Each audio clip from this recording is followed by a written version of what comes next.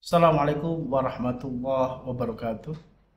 Oke, pada kesempatan kali ini saya akan menjelaskan atau mendeskripsikan tentang beberapa kata bijak berkelas dari berbagai tokoh yang terkenal.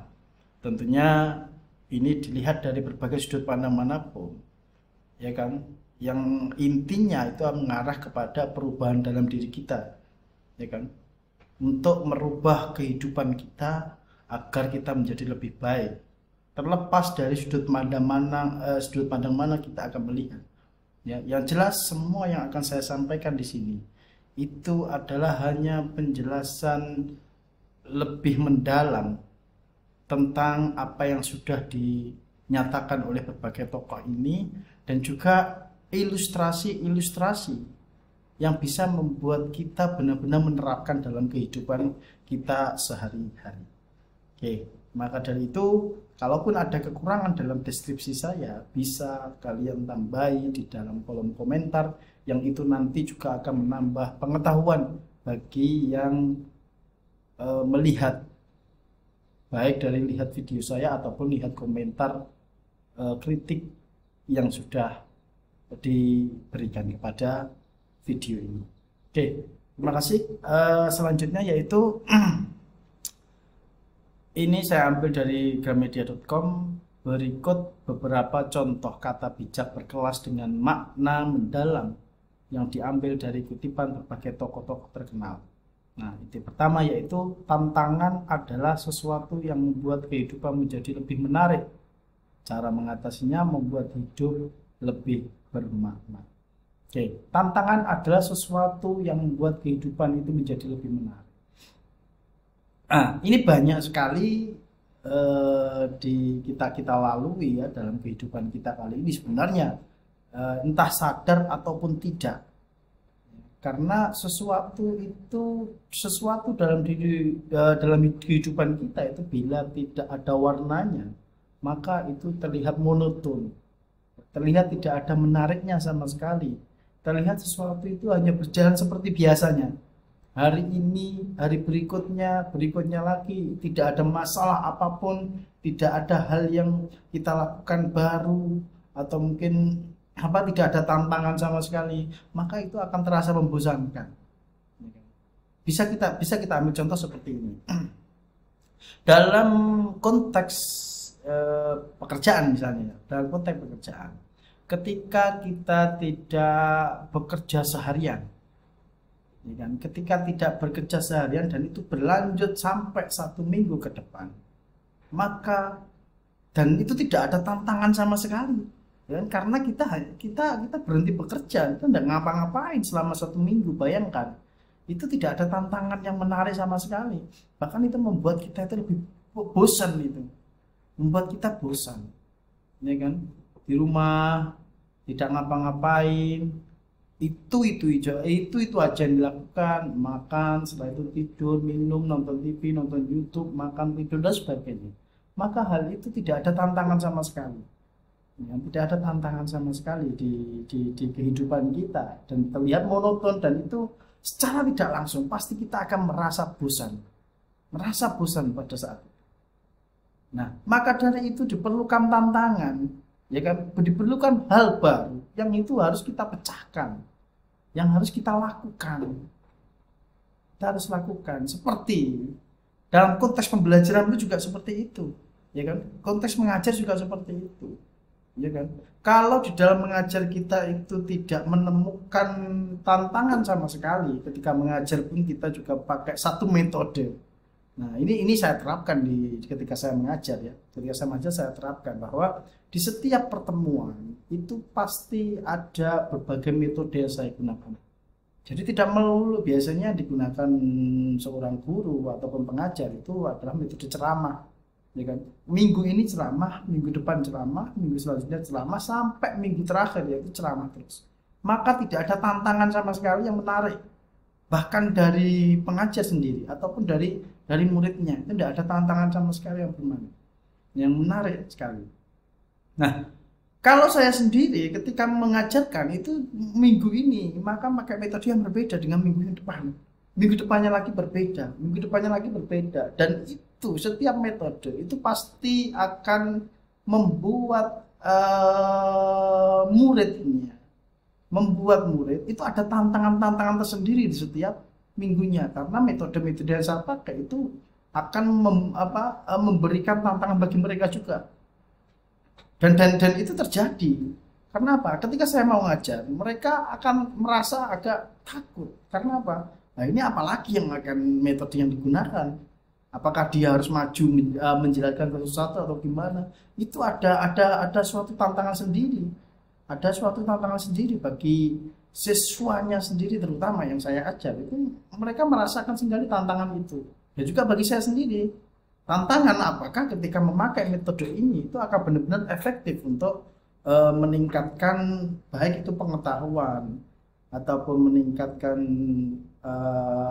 pembelajaran-pembelajaran lain, akhlak dan sebagainya. Apakah itu benar-benar dapat dengan metode berbagai metode yang berbeda-beda ini dapat meningkatkan semangat mereka dan sebagainya. Tentunya ini ada tantangan tersendiri bagi saya.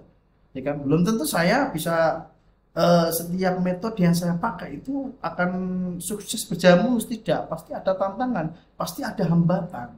Anak-anak ada yang ternyata tidak mendengarkan ataupun ada yang malas dan sebagainya. Itu tentu tantangan bagi saya untuk metode ini agar bisa membangkitkan semangat dia itu seperti apa. Itulah cara mengatasi tantangan tersebut. Itu adalah hal yang bermakna. Dan cara mengatasinya membuat hidup lebih bermakna. Itulah lebih bermakna, lebih berwarna, yang itu membuat di hari-hari saya itu semakin berwarna ketika saya menemukan hal-hal baru. Hal-hal baru yang itu tidak saya temukan ketika saya terapkan di minggu pertama.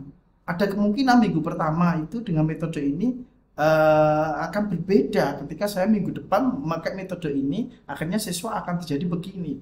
Nah, itu tentunya akan memberikan makna yang berbeda juga. Nah, maka dari itu, ketika kita ingin hidup di dunia ini, maka kita butuh tantangan. Dan ketika bisa menyelesaikan tantangan tersebut, maka hal itu akan membawa makna bagi kita. Karena kalau kita hanya monoton saja, kita hanya biasa-biasa saja di dunia ini, dan hanya itu saja, besok, hari ini, dan sebagainya, sama yang kita lakukan, maka itu tidak ada tantangan sama sekali. Dan kita tidak akan bisa mengatasi suatu tantangan apapun yang membuat hidup itu lebih bermakna. Nah, itu yang dimaksud dari yang pertama. Atau mungkin bisa dijelaskan lebih lanjut di kolom komentar, silakan. Oke, yang selanjutnya yaitu semakin kau tahu tentang jati diri dan sesuatu yang kau inginkan, semakin sedikit pula kau membiarkan berbagai hal yang membuatmu kesal berlalu. Nah, jadi ketika semakin kau tahu tentang jati diri dan sesuatu yang kamu inginkan, ketika kamu sudah tahu apa yang kamu inginkan, ya kan, maka hal-hal yang membuat kamu itu tidak senang atau kesal itu sudah biarkan saja. Ya sudah, biarkan saja. Ya kan, ketika kamu memang benar-benar suka misalnya menjadi seorang pengajar, maka hal-hal yang membuat kamu sedih ketika ngajar itu biarkan saja. Karena itu kita kembalikan ke awal, itu sebuah tantangan yang harus kita hadapi agar lebih bermakna. Jadi nggak usah takut sama sekali ketika kita sudah on the track, ya, kita sudah di jalan di mana itu yang kita inginkan, tapi ternyata ada hambatan, maka kita lalui saja itu. Ya, kita hadapi tantangan itu, ya kan. Banyak sekali orang seperti itu yang benar-benar dia itu memang sukai sesuatu, maka dia harus melewatinya. Contohnya ini, contohnya saya yaitu ketika mengajar itu tentunya menemukan berbagai macam siswa yang A, B, C, D punya karakter macam-macam. Tentunya itu harus kita hadapi. Kita nggak boleh putus asa menghadapi tantangan-tantangan yang sebenarnya tujuannya yaitu sudah di dalam jalur apa yang kita sukai, ya, ada di dalam jalur yang kita sukai. Ternyata di dalam jalur kesukaan kita itu ada tantangannya, ya, ada membuat kita kesal, ada membuat kita sedih dan sebagainya, maka semua itu hilangkan semua, biarkan semua, karena itu sebuah tantangan yang akan harus kita hadapi, yang itulah yang menjadikan jalan kita itu lebih bermakna, tidak monoton saja, karena pasti semua hal, semua jalan yang kita tempuh itu pasti ada tantangannya. Jadi jangan sampai kamu berputus asa, jangan sampai kamu merasa kesal dan sebagainya ketika kamu sudah menempuh jalan itu. Ketika kamu sudah di jalur kamu sendiri, maka jalur bagaimanapun bentuknya yang kamu lalui itu benar-benar kamu lalui dengan baik. Kamu hadapi dengan baik, kamu jadikan kamu cari solusi untuk menyelesaikan permasalahan tersebut. Jadi semuanya akan berjalan dengan baik juga. Ya kan? Tanpa mengeluh dan sebagainya, karena itu memang jalan kita, memang jalan yang sudah kita inginkan seperti itu. Beda lagi ketika kita ingin menempuh jalan lain yang kita tidak suka, dan itu hambatan satu aja tantangan yang kita hadapi, maka kita cepat itu putusnya, maka kita akan cepat putus. Beda lagi ketika kita sudah menginginkan jalur kita, kalau kita ingin misalnya rumah kita Ponorogo, ya rumah saya Madiun istri saya, Ponorogo rumah saya. Madiun ke Ponorogo itu tujuan akhir saya di Ponorogo, dan saya suka itu memang ke sana. Nah, arah saya ke sana, walaupun ada jalan buntu, walaupun ada penutup jalan harus geser kemana dan sebagainya. Yang penting adalah tujuan kita adalah sampai ke Ponorogo rumah saya sendiri. Apapun tantangannya, pokoknya saya harus sampai sana. Nah, itulah yang membuat hidup itu lebih bermakna, lebih luar biasa, lebih berwarna. Oke, saya kira cukup demikian. Akhiran, assalamualaikum warahmatullahi wabarakatuh.